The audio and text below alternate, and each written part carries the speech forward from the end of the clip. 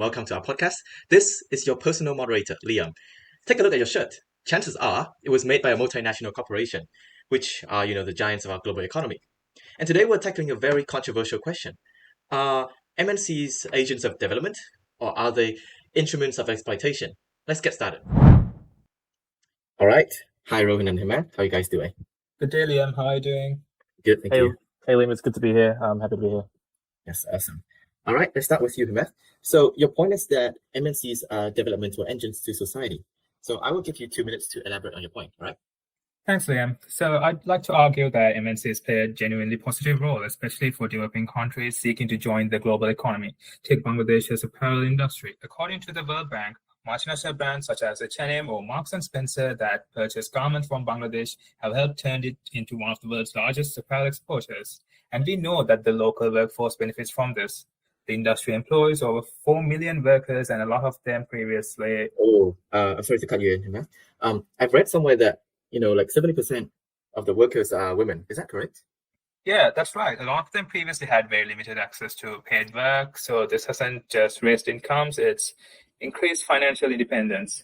In fact, the World Bank research has linked female employment to better household education and health outcomes. Moving on to firms themselves, Apple works with hundreds of suppliers across China and Vietnam and requires them to meet strict standards on labor, safety, and production quality. Suppliers do change because of that. OECD studies on Vietnam's electronics sector show suppliers moving from simple assembly to more complex manufacturing to meet MNC requirements, and that's industrial upgrading. Apple conducts thousands of audits, and each year they create immense. Sorry. About the audits, right? I've actually heard that those audits can sometimes be superficial. What do you think about that? They are superficial, but they are reliable. They help create immense pressure, and suppliers risk losing contracts if they fail. This has pushed many firms to improve safety and efficiency. All right. Thank you so much, Himath. Okay, so let's continue with Rohan. So what is your take on the idea that MNCs are upgrading these local economies through jobs and standards?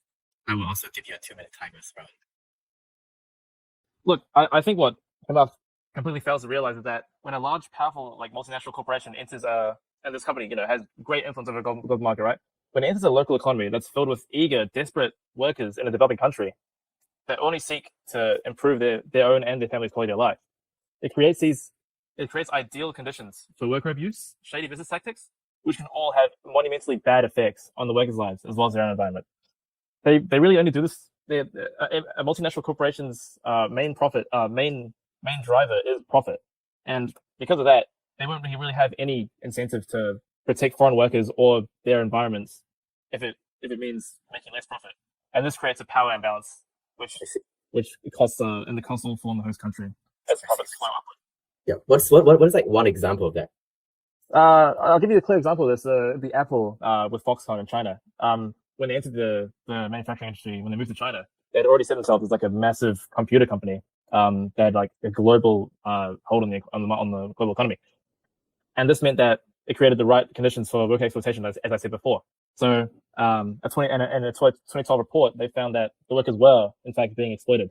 For example, they found that they were routinely forced to work up to 34 hours of unpaid overtime with no pay increase. Wow. Yeah. The multinational corporations themselves are the main perpetrators of this harm.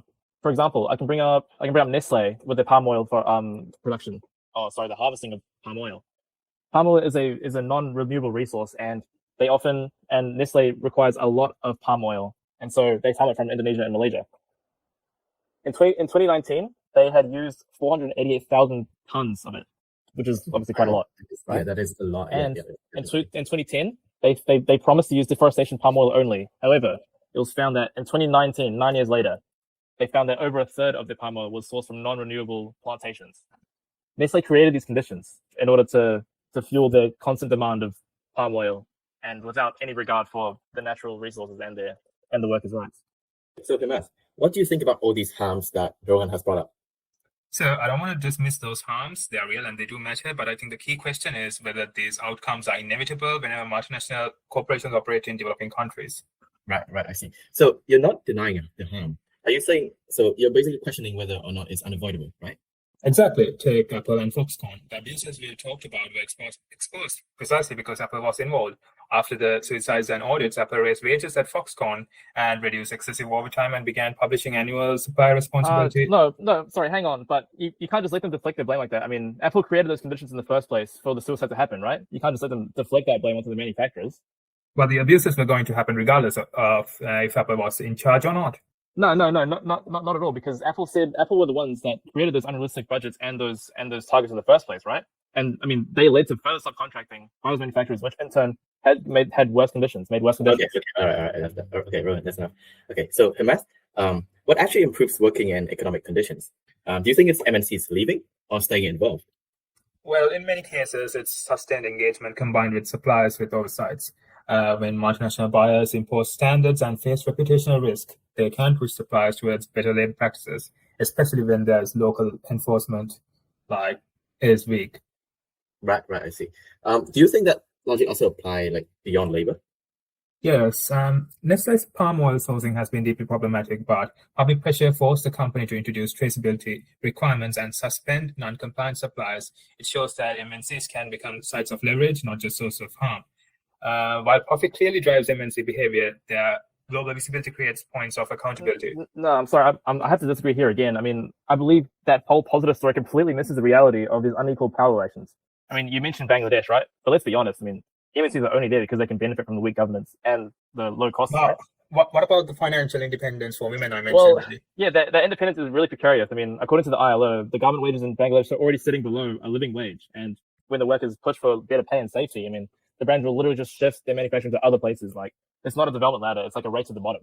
And the Apple audits, don't you see those as an entrance into global markets for local firms? No, not really. I mean, the China Labor Watch actually did investigations into these audits, and they found that they were often superficial and based solely on compliance and not actually caring about the workers' well-being. I mean, and while that's going on, Apple's capturing the vast majority of the profits, like on products such as like the iPhone and MacBooks, while suppliers in China and Vietnam are already forced to operate on these razor-thin margins that barely even cover the cost of manufacturing. Okay, so why do you think MNCs are instruments of exploitation? Look, I mean, my core point here is that the current MNC model thrives on uneven development. Instead of building stable industries, many MNCs just rely on subcontracting, which lets them push costs and the risk down the supply chain while keeping the profits at the top. Can you give us a reliable example on this?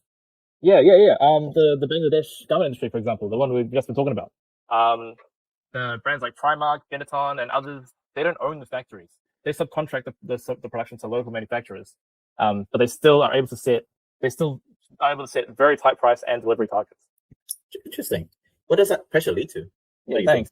It creates dangerous incentives. I mean, to meet these deadlines and low budgets, factories have to cut corners, right? I mean, the most extreme example of this was unfortunately in Rana Plaza in 2013, where the building collapsed and it killed over 1,100 workers. Investigations showed that factories were operating on unsafe buildings to keep the cost down. But isn't Rana Plaza more of a failure of local regulation and factory owners rather than the multinational companies themselves? No, that's the thing. Subcontracting allows MNCs to deflect the responsibility onto those local manufacturers. Even though the brands themselves drove the cost and time pressure down, the blame's just placed on the local factory owners. And many of them are already operating on razor-thin margins. All right. Okay. Thanks so much, Rohan and Himath. And I think that is a good place to conclude our discussion. All right, today we have heard very different perspectives on multinational corporation, right? It is important to note that MNCs are not simply about good or bad, but rather it's about asking who really benefits, who bears the risk, and why. Cheers, everyone. See you.